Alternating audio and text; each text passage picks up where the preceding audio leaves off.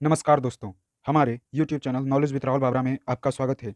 जैसा कि आप जानते हैं कि हम यूपीएससी द्वारा विगत 25 वर्षों में पूछे गए topic wise solved previous questions की सीरीज को कवर कर रहे हैं। हमने पिछले वीडियो में प्रश्न संख्या 60 से 70 तक के प्रश्नों को कवर किया था। इसी कड़ी को जारी रखते हुए हम आगे के प्रश्नों पे बढ़ते हैं। अगर वीडियो अच्छा लगे तो इसे लाइक, शेयर और चैनल को सब्सक्राइब करना न भूलें। चलिए हम आगे के प्रश्न में बढ़ते हैं। प्रश्न संख्या 71 कहता है, निम्नलिखित में से कौन सा एक अन्य तीनों के समसामयिक नहीं था? तो चलिए इसमें से बताइए, तीन तीन को छोड़ करके एक कौन ऐसे हैं जो समसामयिक नहीं है? तो इसका सही उत्तर हो जाएगा ऑप्शन सी। ऑप्शन सी अर्थात मिलिंद। मिलिंद जो हैं अन्य तीन को छोड़कर वो समसामयिक नहीं थे, अर्थात बिंबिसार, प्रसेनजित और गौतम बुद्ध तीनों समसामयिक हैं। आइए अब इसके विश्लेषण को देख लेते हैं। कह रहा है, बिंबिसार हर्यक वंश का संस्थापक था, जो 544 ईसा में मगध के सिंहासन पर आसीन हुआ। वह बुद्ध का समकालीन था। अपनी स्थिति को मजबूत करने के लिए बिंबिसार ने वैवाहिक संबंध बनाए। इस दिशा में इसने कौशल नरेश की पुत्री से विवाह किया, जो प्रसेनजित की बहन थी। ये भी बुद्ध के समकालीन थे। मिलिंद का काल दूसरी सदी ईसा पूर्व था। इस प्रकार बुद्ध, बिंबिसार और प्रसेनजित तीनों समसामयिक थे। चलिए अब आगे के प्रश्न में बढ़ते हैं। प्रश्न संख्या 72 कहता है, निम्नलिखित में से किसने राष्ट्रकूट साम्राज्य की नींव रखी? तो चलिए बताइए, राष्ट्रकूट साम्राज्य की नींव रखने वाला शासक कौन सा था? तो इसका सही उत्तर हो जाएगा ऑप्शन बी, अर्थात दंती दुर्ग। राष्ट्रकूट साम्राज्य की नींव दंती दुर्ग ने रखा था। आइए अब इसके विश्लेषण को देख लेते हैं। कह रहा है, दंती दुर्ग चालुक्यों के सामंत थे। इसने 753 ईस्वी में राष्ट्रकूट साम्राज्य की नींव डाली। मान्यखेट को अपनी राजधानी बनाया। इस प्रकार राष्ट्रकूट साम्राज्य की नींव दंती दुर्ग ने रखा। आइए अब आगे के प्रश्न में बढ़ते। प्रश्न संख्या 73 कहता है, प्राचीन नगर तक्षशिला निम्नलिखित में से किनके बीच स्थित था? तो चलिए बताइए, तक्षशिला जो महाविद्यालय था वह किन दो नदियों के बीच स्थित था? तो इसका सही उत्तर हो जाएगा ऑप्शन ए, अर्थात सिंधु और तथा झेलम के मध्य तक्षशिला महाविद्यालय स्थित था। आइए अब आगे के प्रश्न में बढ़ते हैं। प्रश्न संख्या 74 कहता है, प्राचीन काल के भारत पर आक्रमणों के संबंध में निम्नलिखित में से कौन सा एक सही कालानुक्रम है? तो चलिए बताइए, निम्न में से दिए गए कालानुक्रमों में से किन किन शासकों का कालानुक्रम सही है? तो इसका सही उत्तर हो जाएगा ऑप्शन ए, अर्थात सर्वप्रथम यूनानियों ने भारत पर आक्रमण किया, तत्पश्चात शकों के ठीक बाद कुषाणों ने भारत पर आक्रमण किया। इस अब आइए इसके विश्लेषण को देख ले। कह रहा है, विकल्प ए सही है। इसका सही कालानुक्रम यूनानी, शक एवं कुषाण है। यूनानी 513 ईसा पूर्व में यूनानी शासक डेरियस के नेतृत्व में भारत आए। वहीं शक 90 ईसा पूर्व में भारत आए। अगर कुषाण वंश की बात कर ली जाए तो 45 ईसा पूर्व में यह भारत आए। इस प्रकार इसका सही कालानुक्रम यूनानी, शक और कुषाण है। आइए अब आगे के प्रश्न में बढ़ते हैं। प्रश्न संख्या 75 कहता है, निम्नलिखित कथनों पर विचार कीजिए। तो चलिए बताइए, निम्न दिए गए दो कथनों में से कौन सा कथन सही है?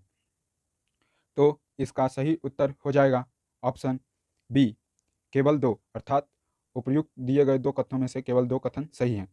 कथन दो कहता है, पूर्वी भारत के पाल शासक बौद्ध मत के समर्थक थे। आइए अब इसके विश्लेषण को देखते हैं। कह रहा है, पहला कथन सही नहीं है। आंध्र में शासन करने वाले इक्ष्वाकु वंश के अभिलेखों से पता चलता है कि इनके काल में बौद्ध विहार तथा बौद्ध मूर्तियों का निर्माण हुआ, अर्थात इक्ष्वाकु राजा बौद्ध धर्म के समर्थक थे। वहीं पूर्वी भारत के पाल शासक बौद्ध मत के समर्थक थे। इस प्रकार इसका प्रथम कथन सत्य एवं द्वितीय कथन सत्य है। आइए अब आगे के प्रश्न में बढ़ते हैं। प्रश्न संख्या 76 कहता है, इलाहाबाद स्तंभ शिलालेख निम्नलिखित में से एक से संबंध है। तो चलिए बताइए, स्तंभ शिलालेख किस राजा से संबंधित है? तो इसका सही उत्तर हो जाएगा निम्न ऑप्शन डी, समुद्रगुप्त। इलाहाबाद का स्तंभ शिलालेख समुद्रगुप्त से संबंधित है। आइए अब इसके विश्लेषण को देखते हैं। कह रहा है, कौशाम्बी अर्थात इलाहाबाद अभिलेख समुद्रगुप्त के प्रशस्ति पत्र के रूप में प्रसिद्ध है। समुद्रगुप्त के राजकवि हरिसेन ने इसको लिखा था। यद्यपि यह मूलतः अशोक द्वारा उत्कीर्ण अभिलेख था, परंतु इसकी संबद्धता समुद्रगुप्त से अधिक है।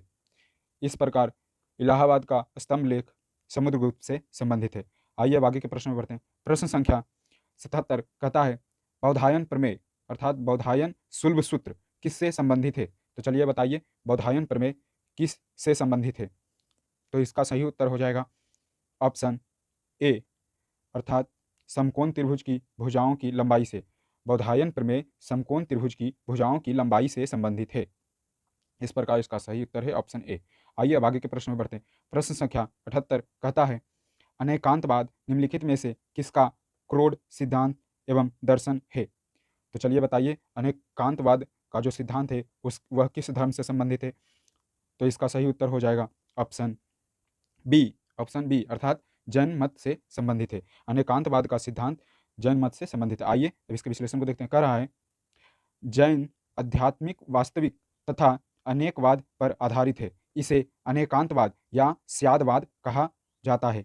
इसे 7 रूपों में व्यक्त किया जा सकता है। पहला है, दूसरा नहीं है, तीसरा है और नहीं है, चौथा कहा नहीं जा सकता है, पांचवा है किंतु कहा नहीं जा सकता, छठा नहीं है और कहा जा सकता है, वहीं सातवां नहीं है और कहा नहीं जा सकता है। इस प्रकार अनेकांतवाद का सिद्धांत जैन मत से संबंधित है। आइए अब आगे के प्रश्न में बढ़ते हैं। प्रश्न संख्या 78 कहता है प्राचीन भारत में गुप्त काल से संबंधित गुफा चित्रांकन के केवल 2 उदाहरण उपलब्ध हैं। इनमें से एक अजंता की गुफाओं में किया गया चित्रांकन है। गुप्त काल के चित्रांकन का दूसरा अवशिष्ट उदाहरण किस स्थान से उपलब्ध है? तो चलिए बताइए गुप्त काल के प्रथम चित्रांकन अजंता की गुफाओं से संबंधित है, वहीं गुप्त काल का दूसरा चित्रांकन किस स्थान से संबंधित है? तो इसका सही उत्तर हो जाएगा ऑप्शन ए अर्थात बाघ की गुफाओं से। गुप्त काल के दूसरे चित्रांकन का संबंध बाघ की गुफाओं से है। आइए अब इसके विश्लेषण को देखते हैं। कह रहा है गुप्त काल से संबंधित चित्र अजंता तथा बाघ की गुफाओं से मिलते हैं। अजंता के चित्र धार्मिक तथा बाघ के चित्र लौकिक विषयों से संबंधित हैं। अजंता में निर्मित 20 गुफाओं में 16वीं तथा 17वीं गुफा गुप्तकालीन है, वहीं बाघ में 9वीं। इस प्रकार गुप्त काल से संबंधित चित्र अजंता तथा बाघ की गुफाओं से मिलते हैं। आइए और आज के अंतिम प्रश्न पे बढ़ते हैं। प्रश्न संख्या 80 कहता है भारत ने दक्षिण पूर्वी एशिया के साथ अपने आरंभिक सांस्कृतिक संपर्क तथा व्यापारिक संबंध बंगाल की खाड़ी के पार बना रखे थे। निम्नलिखित में से कौन सी बंगाल की खाड़ी के इस उत्कृष्ट आरंभिक समुद्री इतिहास की सबसे विश्वसनीय व्याख्याएं हो सकती है? तो बताइए बंगाल की खाड़ी से समुद्री इतिहास की सबसे विश्वसनीय व्याख्या निम्न में से कौन सी है?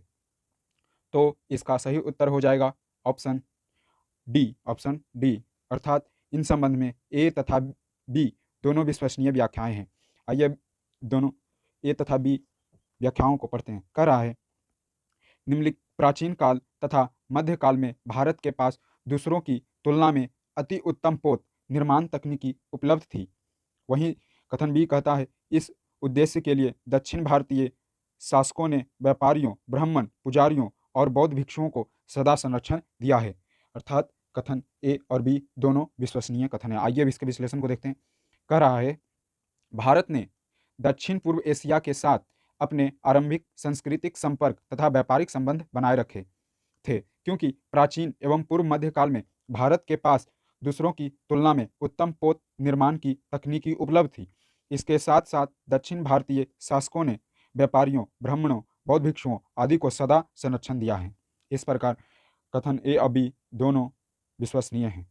इस प्रकार आज के वीडियो का समापन हुआ। आगे के प्रश्नों की चर्चा हम आगे के वीडियो में करेंगे। Thanks for watching. जय हिंद।